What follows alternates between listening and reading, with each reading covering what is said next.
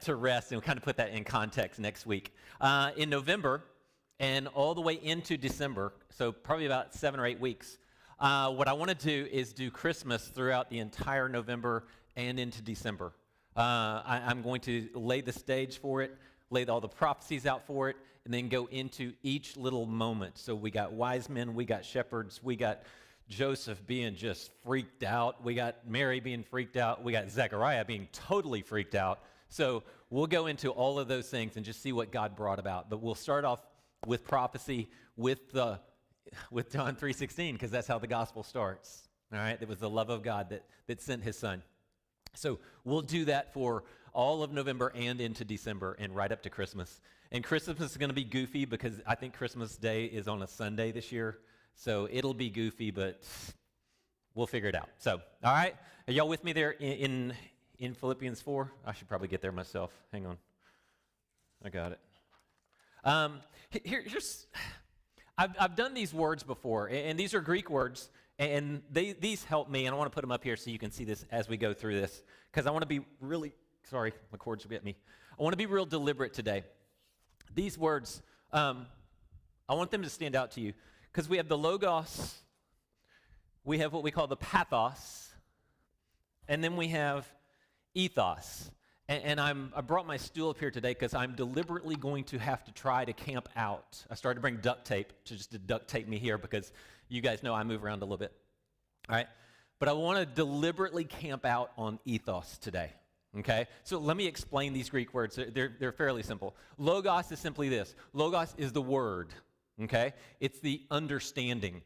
When John writes this, in the beginning was the word, he's saying, in the beginning was the logos.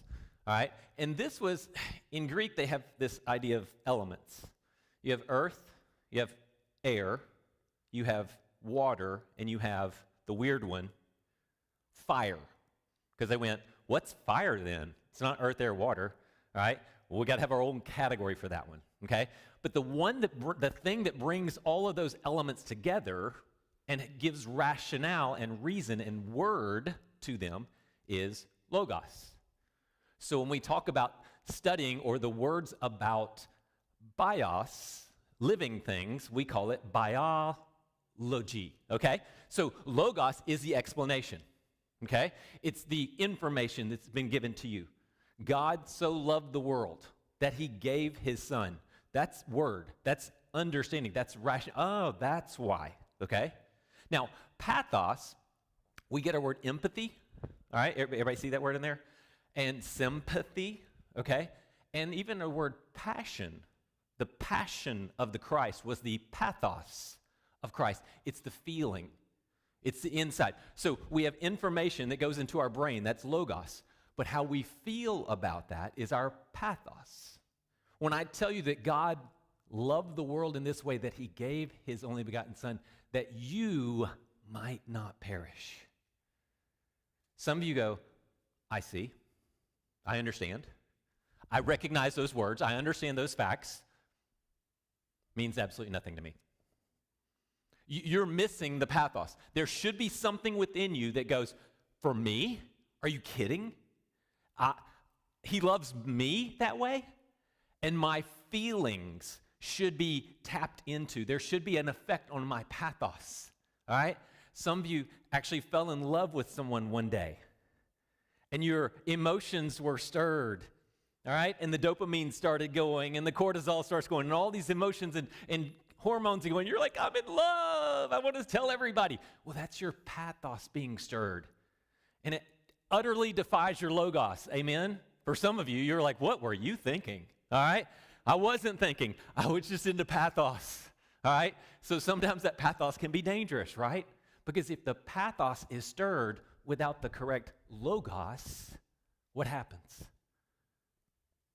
You see the train wreck, right? Look at what's going on in Gaza. There is a pathos that's off the chart, amen? Y'all with me? But what's missing? What's flawed? The logos. The logos. And that logos started getting circulated about 1,400 years ago. And this logos got stirred up and into this pathos, And now it leads to an ethos, a way of life that is absolutely destructive. Okay? But what happens when the Logos is Christ? The explanation of all these things is Christ. And the passion that you feel that you are so loved, now what do you do in turn? I love one another. See, the pathos stirs me up to an ethos that makes me love. So the more loved I feel, the more love I extend. Okay, everybody with me? So we got Logos, we got pathos, and you do this all the time, okay? You just don't recognize it, okay? You take in information, you feel a certain way about it, and then you act on that, all right? And what Paul is getting to here in Philippians 4:8 is he's going, here's the ethos. Here's how I want you to live this out, okay? So go with me here. Philippians 4:8. See, I'm camping out on the ethos because I'm going to be tempted to run over here to the Logos because I love pointing at that cross. Y'all know that, all right? So here's the ethos. Finally. Now, anybody laughing at this point? Yes, because in 1:27 he says, just one thing. Here's the only thing I want to tell you about. That was 2 chapters ago, okay? And then later on he says, now finally this. And now we get a third finally, okay? It's kind of like my sermons. They just keep going, all right? And you think, oh, we're in the clear where he's heading for the invitation. No, he's not, all right? All right? So finally, brothers, finally, my brothers, okay? Now, there's an imperative here we don't find it until the very end of the verse in most translations, okay? Now, you should have something like dwell on these things or meditate on these things or think on these things. Anybody get, what's the difference here? Dwell is the Holman. What else? Practice, don't practice these things. That's verse 9, okay? We got to dwell on them first, right? Because you got to Logos, pathos, and then you ethos it, okay? What different words? Come on. This isn't regular church, okay? This is our church. Talk to me. Think. Anything different? It's the Greek word logizomai. Everybody say logizomai. That was weak. Logizomai, all right? We get our word logic from this, all right? Anybody grow up with parents, grandparents that use the word reckon? I reckon I'm going to go to the store. I reckon I'm going to do, anybody grow up with that? Okay. That's I always say there should be a Southern translation of the Bible, and it would totally be saying, reckon these things. All right? You need to be reckoning these things, because if I'm reckoning I'm going to go to the store, I'm thinking I'm going to go to the store. Okay? Everybody with me? Okay. So this is this idea. I reckon. All right? I think on these things. I dwell on these things.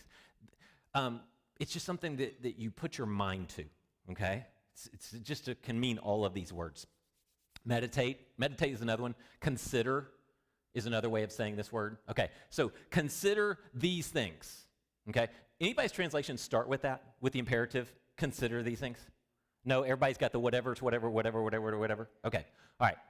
So here's the list. Whatever is true, whatever is honorable, whatever is just, whatever is pure, whatever is lovely, whatever is commendable.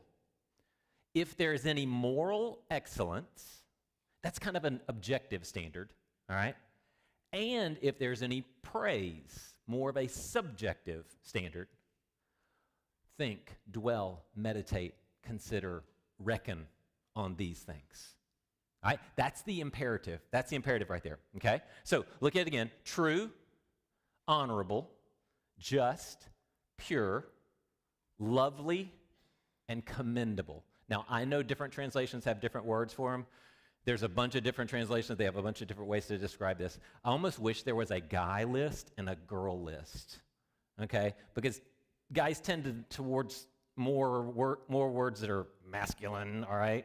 And women kind of, because I'm not sitting around thinking about lovely things. I'm sorry. Something will break in me if I think about lovely things, okay? But I can understand that this word has different meanings, the different contexts. So I think we experience these words differently, okay? But moral excellence, anything praiseworthy, okay? Now, I've got a couple of videos I want you to watch. And here's what I want you to look for. I want you to look for things that are true, honorable, just, pure, lovely, commendable, moral excellence, praiseworthy. And see if you can find them in these videos. Okay, give me the commercial one first. I love this video.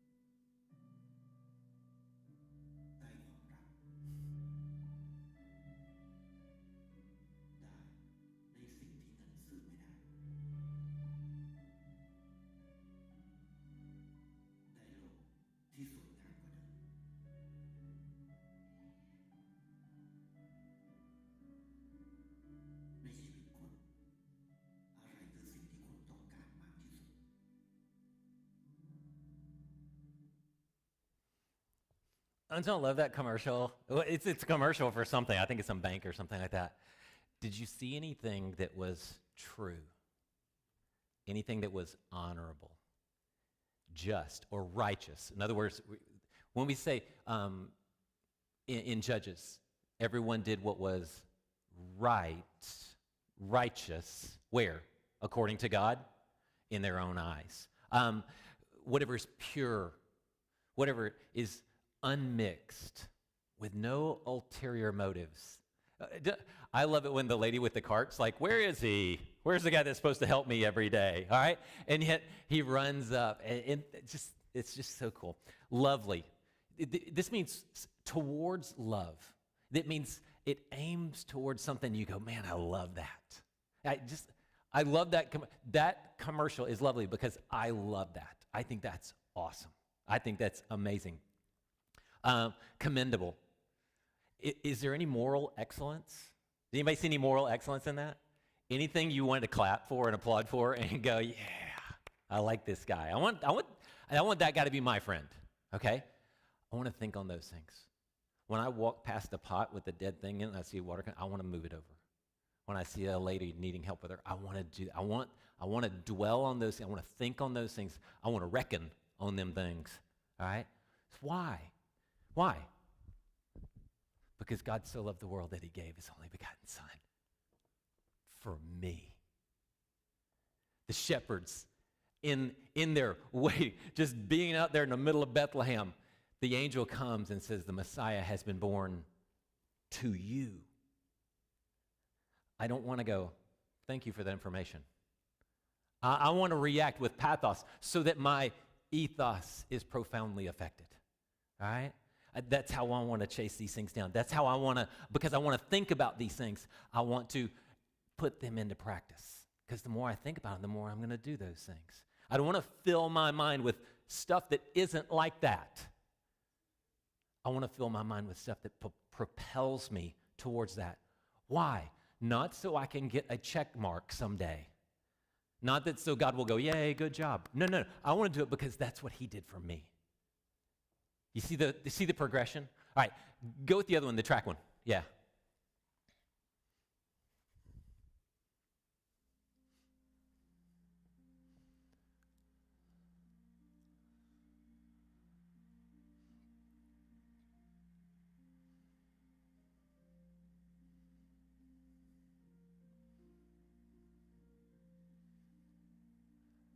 Now, this is the 1992 Olympics in Barcelona. This guy's on like his third Olympics, and this is one of the heats, and he blows out a hamstring.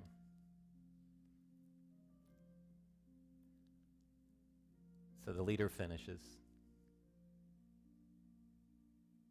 but he wants to keep going.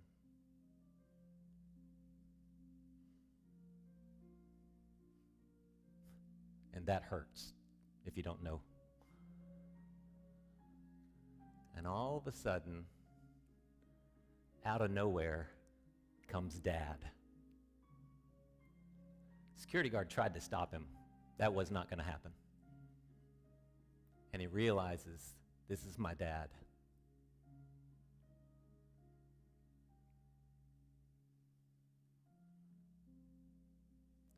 Another security guard tries to get him out of there.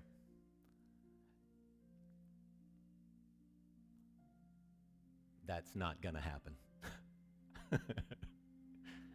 I had to bleep that one out.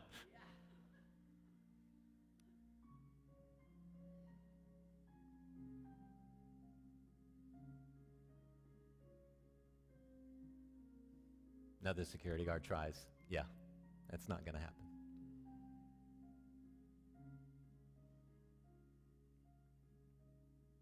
Yeah.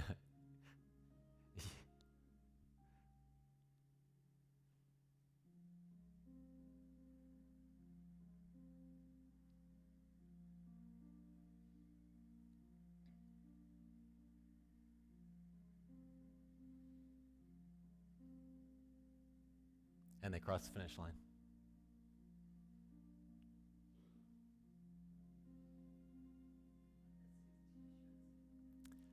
Have you hugged your foot today? It's a Nike. It's a Nike ad. Again, let me ask you, do you see anything true in that?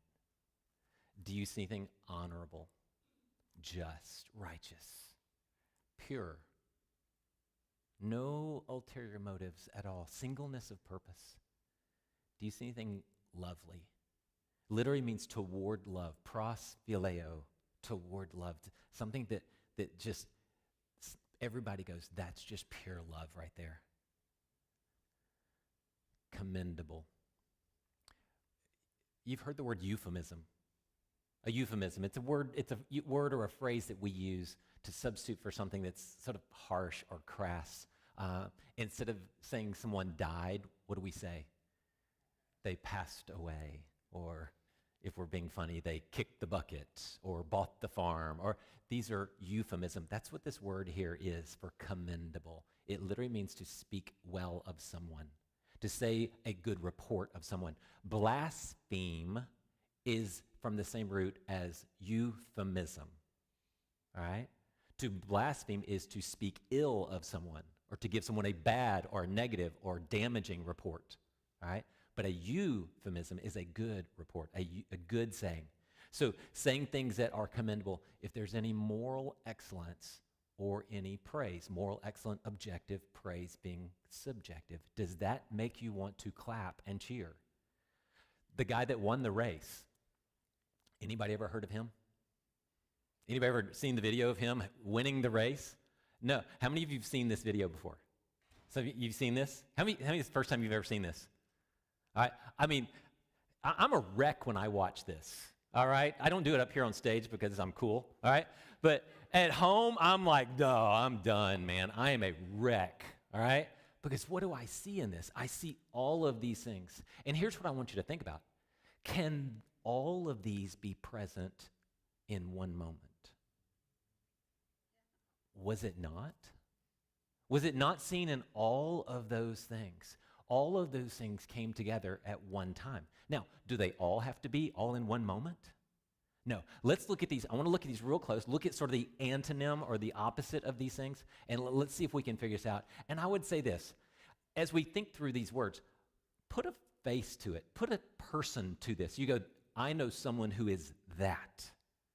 I know someone who is that. And remember, Paul is not saying this is the extent of everything. No, this is how you live out the logos and the pathos. This is the ethic that stems from the gospel, not this which replaces the gospel, okay? Please don't ever get caught up in that, all right? Your works mean nothing. It's simply a gratitude. It's a manifestation of your gratitude for the cross. So whatever is true, it's the Greek word aletheia, very common word. It means accurate, reliable, all right? The opposite is to be false, misleading, or deceptive. You have an enemy out there that wants to portray things that are false, misleading, and deceptive. Jesus encounters this. Remember at the baptism? What is the word of God at the baptism? This is my beloved Son, in whom I am well pleased, delighted. All right? It's down here for this word, moral excellence. This is the derivative of this, okay? This is my Son. Goes into the wilderness 40 days. And what does Satan tempt him with? Do not say bread. Do not say jumping off temples. And do not say bowing down. Because that was not the temptation. The temptation was what? If you are the Son of God, then do this. What was the temptation? What was the false narrative? You're not the Son of God. Who do you think you are? Some of you fall for this satanic trip over and over and over because you don't know what is true and what is a deception and a lie. Because you've listened to the enemy for so long. The enemy has used people in your life for so long to tell you lie, lie, lie. You don't know truth from the lie. And you need to find the truth. And please, folks, it's here. It's just here. This is truth. So think about these things. Whatever is true, whatever is honorable, okay? Weighty. This is a word, it means weight. It means something that is impressive or something that is noble, all right? Anybody ever watched the movie Man in the Iron Mask? Leonardo DiCaprio, early in his career, all right? So theoretically, there's this thing of Louis the 14th, or Louis, the bad Louis, whichever one that was, all right? 14th or 16th, I can't remember, all right? He had a twin brother. And he wanted to make sure he held the throne and did all this stuff. So he had his twin brother put in an iron mask and put into prison. All right, this is the legend. All right, this is all legend. All right, and so this twin brother who had no idea why he's being put in this prison with this iron mask on. All right, and Louis, the bad Louis, does all the bad stuff that bad Louis does and all that stuff. And then all of a sudden, he changes on a dime. And the theory is the three musketeers go in and switch them out. So we go from bad Louis as this like teenager, 20-something, to good Louis in his 20s and 30s because they switched out the people. They switched out the twins and put the bad Louis in the mask, left him in all that. The good Louis becomes king. All right? This is the idea. This is someone who is noble. Do you know anyone that's just noble? They just have an air about them and a personality about them that just does the right thing. And they have such great weight in your life or in the life of any place they go. Maybe you know somebody at work. They just have weight, all right? Glenna, she's got some weight at her office, all right? She is the man. She's the woman, all right? She runs that office like nobody's business. Because everybody looks up to Glenna, right, Glenna? Yeah, they do. We all know they do, all right? If you need to have your wisdom teeth out, go see Glenna, all right? Because she runs that office, all right? She's got weight. Why? She's been there, but the way she has carried out her life in her job, in her duties, gives her that weight, that nobility, that is honorable. The opposite is undignified, common, unimpressive, ignoble. So you know what some of you need to do? You need to go home and start eating dinner on your fine china. You know why? Because you're worth it. You need to stop eating out of that fast food bag. You need to stop eating off of paper plates. You need to start eating off your fine china because you are worth it. And you need to think about those things. And you need to remind yourself, I have great weight. I am loved by God. I can be a noble person and have great weight. Whatever is just, this is like I said, this word is righteous. To do what is fair, to what is right, and what is ethical. The opposite is what is wrong and harmful and abusive. An unjust situation, an unjust society. There have been times in the history of our country where we have been an unjust society, and we should own that, and we should call it out, and we say never, ever again.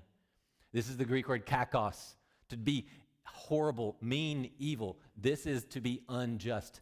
Think about the things that are righteous.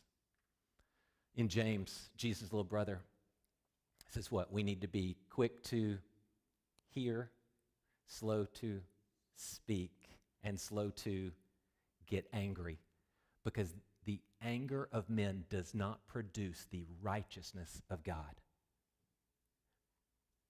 Anger has nothing to do with righteousness. So what? Clean those things out. Think about these things that are just, things that are pure. Like I said a couple of times, you know anybody that always has an ulterior motive? They walk in your room, in your office, in your whatever, and you're just going, yeah, I'm being played.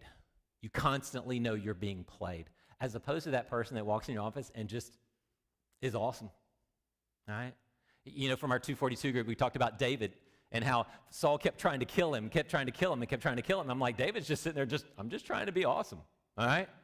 And God's with me, so I'm being awesome, and Saul just hates me because I'm just awesome, because I'm being awesome. And that's kind of the side of pure. There was no ulterior motive. David wasn't trying to usurp the throne, right? There was purity there. Lovely, like I said, it's toward love. This is that idea of kalos. When you see beautiful things, that first one, that commercial, that's like, okay, that was kalos, beautiful, excellent. That's so cool that you did that over and over and over and over again. This is that idea of lovely. The opposite is something that's normal. Careful with that, all right? The opposite of lovely is not hately, all right? It's not any of those things. No, it's just normal. It's average. It's uninspiring. I use the phrase kenos, the Greek word kenos, which means empty. So you can say something beautiful that's lovely, that changes a person's day. I'm sitting there in the gym this morning, chunky little kid, probably about 14, 15 years old, just kicking it on the elliptical. He's just going to town, and everything in me in those moments wants to go, dude, you are killing it. Keep it up. You got this. And I mean, chunky, I'm not kidding, chunky little kid. He's been on there about 2 minutes, and he's about tapped out, all right? And I'm like, keep going, bud, keep going. But I don't want to be weird guy at the gym that does that to strangers, okay? That can get interesting, okay? And so I don't, but I want to. And there's this one girl, she's probably, I don't know, I say girl, she's probably 25, 30-something years old. And she gets on the elliptical, and she's like 45 minutes in. She's got her headphones in, and she's just singing away as loud as she can to the music. And everybody in the gym just going, all right. And I always want to go up and just high-five her. But again, I'm a pastor. That might get weird, okay? But I want to encourage. I don't want to just do nothing. I want to do something. And you have every opportunity. Think on the things you could do. You have no idea what the effect a comment can have on someone's day. You just have no idea, all right? Commendable. I've talked about this word, this euphemism. It's something that's impressive. It's a recommendation. You give a recommendation to someone who you believe is commendable, all right? And again, if there's any moral excellence, all right, objective, if everybody in the room went, yeah, that's pretty cool. Yeah, what you did there, that's pretty awesome. That's pretty awesome what you did. And if there's any praise, you see I'm still getting fidgety. I want to get off my chair, all right? But I want to stay here because this is the way you want to live your life in light of the cross. If you stop doing that, guess what you're going to become? You're going to become prideful in what you just did. And if you fail to live this out, guess what you're going to become? Depressed because you didn't live it out. So what are your options if you lose the logos and you lose the pathos? You either become prideful or you become depressed. Stop doing that and go, here's why I do this. If anybody ever comes to you and goes, why are you always true and honorable, just, pure, lovely, commendable, morally excellent, and praiseworthy? Because of the cross. That's why. Can I tell you about it? Can I tell you why I want to live my life this way? Why I want to think, dwell, meditate, consider, reckon these things? It's all about the cross. So he says this, the imperative, dwell on these things, reason, reckon, understand, consider, let them consider you. Now, here's what's interesting. This word dwell, all right, I gotta get up. I can't sit down any longer, all right? Had a little pre-workout, so I'm still a little caffeined up, all right?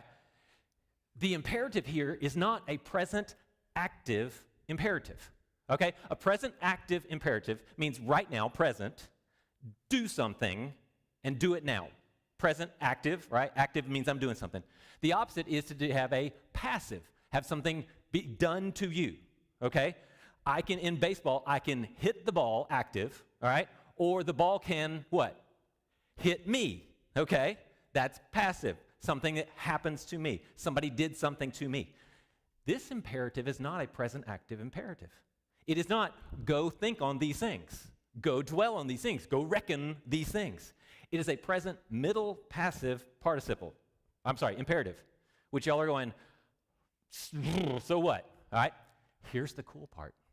When it's a middle passive, it means it's relatively nuanced. It can be think on these things, actively think on these things, consider these things, watch that commercial, write down, okay, I'm going to help some older lady with her cart tomorrow, I'm going to move buckets of water and all this stuff, I'm going to think through, and here's my list of things I'm going to do because I'm thinking about these things. But it can also be flipped around and be thought of as, let these things consider you. Now, I can dwell on these things, or these things can dwell on me. So you turn the verb back around and you aim it at yourself. So when you think about yourself, if truth is evaluating the way you live your life, do you pass or do you fail? Honorable. Are you noble? Have you let nobility consider who you are? The way you speak to people, the way you treat your spouse, the way you talk to people. Is it honorable? You should be the test subject. You should be the one thought of. All right? Righteous. Do you just do the right thing? It's so easy to do the right thing. It's a thing you probably don't really want to do, but you know you should. Do you find yourself having ulterior motives in conversations? Do you see yourself playing other people? Lovely. Do people see you and they see something, there's love there. There's a beauty to that. I want to be a part of that. Commendable. Would people say good things? This is why I say the imperative is a middle passive. It turns itself back. Let it consider you. Let commendability, euphemism, let it turn itself on you. Not just you think about this. Okay, here's my list for today. No. Sit down at the end of the day. Let it consider you. Moral excellence. Did anybody applaud you today? Did you ever receive any praise today? Did somebody go, man, you did a great job today? Well, there may be a reason why no one said that to you today. Not that you did evil, not that you did wrong, but you did nothing. You were utterly uninspiring today. You let 24 hours go. You know what? This October 22nd of 2023, this is the only chance you get on this particular day to do something amazing. At the end of the day, you're going to look back and say, I was utterly uninspiring today. What a wasted 24 hours. In light of that cross, I should have said something. I should have done something. I know I should have been someone. And again, this is the ethos that comes from the logos and the pathos. Verse 9. I'm going to get back to Rex here because I wanted to get to him. All right? Logizomai to think, consider, reckon. All right? So that you'll, what? 4:9 gives us another imperative. Is what? How many have do? Do? Do's kind of a weak. Do's kind of work. It's a Greek word proso. All right? We get our English word practice from this. Proso means literally to put it into practice. Okay? Do's kind of a weird, weak word. All right? Put it into practice. What are things you practice on a daily basis? You do things occasionally, but practice means there is a habit to this thing. There's something, I put this into practice. Like I said, I have lots of conversations about doing the keto diet, all right, because I put this into practice, all right? I want to get to Planet Fitness. This is my practice, all right? I go give plasma. That's part of my practice, all right? I do things on a daily basis habitually. You know what? I got to get up around 6:30 in the morning, 6:15 in the morning. I got to get a little bit of stretch time in, a little outside time. I go in there. I want to hit my scriptures. I want to study. I want to write. I want to think. You know what? Then I go sit down, figure out what I'm going to do for the day. Eventually, Ashley will wake up, all right? Sorry, I threw her under the bus, didn't I? All right? No. But this is my practice. This is the way I operate, all right? Do, put into practice what? He doesn't say, he should say these things, right? Put into practice what is true, just, noble, all these things, right? But he doesn't. Look at what he does, especially parents. Look at this. Put into practice what you have, what? Learned. Parents, stop here. Don't go any further than that. Put into practice what you have learned from me. Really, parents? You want your kids doing that? How many of you have lived long enough and had your kids long enough to go, ooh, that's so me right there? I have a firecracker living up in Manhattan right now that is the spitting image of her father in all sorts of ways. And I always want to try and blame it on Ashley, because that's you. And Ashley's like, that is totally you. She learned that from you. Parents, your kids will learn from you whether you like it or not. And the scary thing is when you realize and you see your faults in that. So what are you teaching your kids? What are you demonstrating? What are you teaching them? Methetes, learned. This is the word for discipleship. Put into practice what you have been discipled with, what you have received. I've given it to you, I've offered it to you, and you received it, all right? What you have heard. Ooh, you know what's fun as a pastor? It's when some little kid drops the F-bomb on you or other variety of things, and in your head you're going, I so know where they heard that. And they're putting into practice what they have heard. And the parent standing there next to this kid that just innocently just dropped this cuss word on you, the parents are just going, oh no, they said that in front of the pastor. Which is just always fun for me because I can play it off. But they're embarrassed. Why? Because we all know where they learned that. We all know where they heard that. And then what you have seen. Sometimes it's not so much your words, but what you do. And you should come back to this list. Have I done what is true, honorable, just, pure, lovely, commendable, morally excellent, praiseworthy in front of my children? You see, Paul does this. He says, what you saw in me, church, what you saw in me as your pastor, your leader, put this into practice. And what's the consequence? And the God of peace will be what?